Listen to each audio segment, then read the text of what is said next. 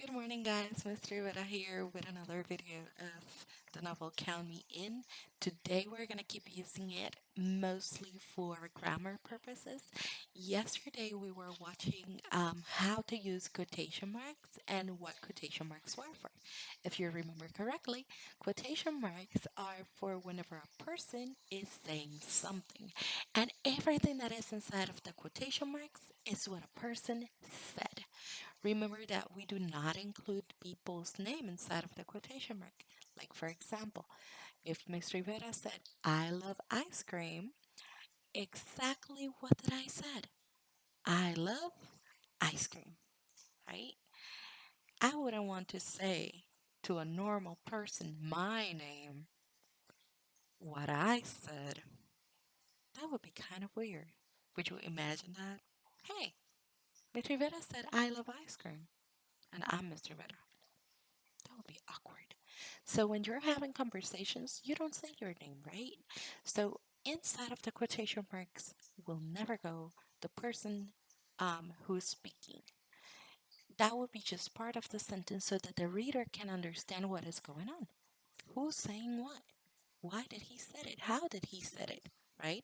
Did he just said or did he ask? He exclaimed, he whispered, he wondered.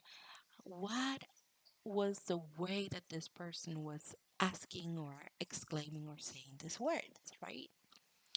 Now, over here, I have a sentence and I want to show you because yesterday we were looking at person who's speaking and right after, what did that person said? It can be the other way around. It could be what the person said and then who said it. Let's take a look at this. Take a look at the first one. Miss Rivera asked, Are you okay? And we can see that in that first one that we have over here, we have a comma to separate who's the person that's speaking versus what did the person said. We have quotation marks at the beginning, we have quotation marks at the end, we have the question mark right inside of your quotation marks. And what the person said always begin with capital letters. So you're seeing that R needs capitalization. Now let's take a look at the ones at the bottom. Are you okay? Miss Rivera asked.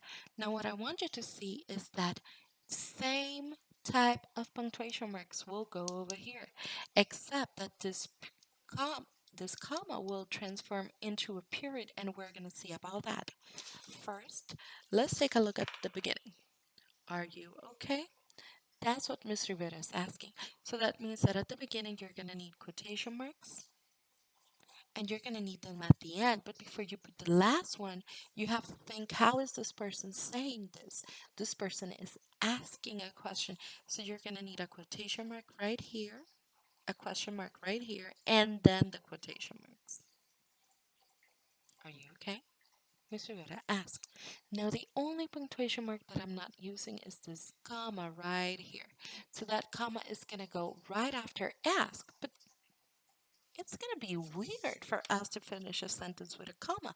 What we need is what we need at the end in reality is a period. So that's why I told you a few minutes ago that this comma there, this comma is going to be transformed into a period. And there you have it. Quotation marks can go at the end or at the beginning. Okay? It's perfectly all right for you to use it at the beginning or at the end. It's according to how you want to say it. I bet that you don't want to start all of your sentences the same way. So this is created for you to have different options. Let's take a look at an example that the author is using in Count Me In. So I will need you to go to page 35 and I want you to go to the very first line of page 35, 42. I'm gonna need you to go to page 42. I'm sorry. Go to page 42, very first sentence. I'm gonna need to give you a moment right there. And as you look for it, let's take a look at it right here. Do you see how the author begins the sentence with quotation marks? And right before that person's finish is talking, you have, before the quotation mark, you have a question mark right there. Question mark, quotation mark, capital letter. I ask, and then a period at the end. Okay? So the one who's speaking in this part is Karina because it's Karina's part, right? She's the one doing the talking in that chapter. So it says, open quotation, capital letter. So are you comparing Chris to a vegetable? Question mark, closing quotations. And then I ask, I say, and period at the end. Maybe you would have liked to say I ask or I inferred. Any of those words would be okay. The author chose to use said, and that is perfectly alright as well. Okay? So notice where else do you see that there is a sentence with a quotation marks before you discover who's the one talking. That's the first thing that I want you to give me. The second thing are the exercises that you're going to see below this video or on the class dojo page with quotation marks at the beginning versus the quotation marks at the end of a sentence. You're going to have different sentences without quotation marks, without any punctuation mark at all. And what I'm going to need you to do is just to add the quotation marks, the punctuation marks that are needed. I don't need you to change the sentence at all. You leave the sentence as it is. The only thing that I want you to work with is the editing of the sentence, not the revising. Quotation marks and punctuation marks. Show me where they go. Do I need a comma? Do I need a period? A question mark? An exclamation mark? How many quotation marks do I need? Okay, so I expect your answers.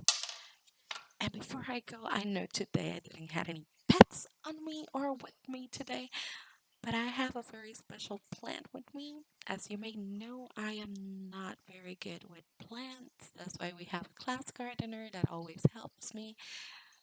But this is the only type of plants that really survives my touch because I'm not a green expert. So this is my cactus. It's been here since the very first day I moved to Houston 4 years ago. And as you can see in the pot, I have faith that he will survive, just like us with this pandemic thing. So have a beautiful day. I love you. I miss you guys. See you tomorrow.